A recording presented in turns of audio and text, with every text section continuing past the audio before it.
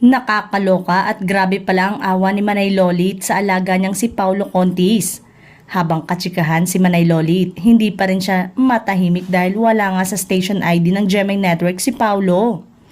Si Paulo ay co-manage ni Manay Lolit sa Management Division ng Kapuso Network. Nagtataka talaga si Manay Lolit kung bakit hindi included si Paulo sa station ID ng Kapuso Network.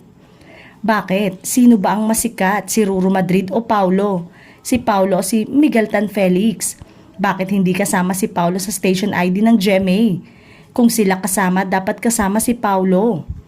Iniimbestigahan ko talaga kung bakit wala si Paulo sa station ID, naloloka ako.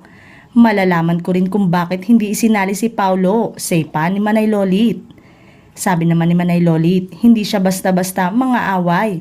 Magwawala habang hindi pa natatapos ang investigasyon niya. Malay mo, may nagawa palang kapalpakan si Paulo na hindi ko alam, so hayaan niyo muna matapos akong mag-imbestiga. Paglilinaw pa ni Manay Lolit. Noong una, si Senator Bong Revilla ay hindi rin daw naisali sa station ID ng GMA Network at nagreklamo rin si Manay Lolit at naayos din yon.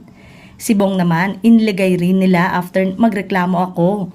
Ngayon, maganda yung participation ni Bong sa station ID, chika pa ni Manay Lolit. Pero heto na, ang mas nakakaloka.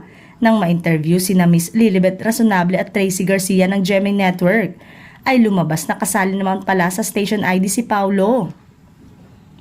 Say nga ni Tracy, kasama si Paulo nung una pa man, isang version lang ang station ID namin at hindi totoong wala si Paulo.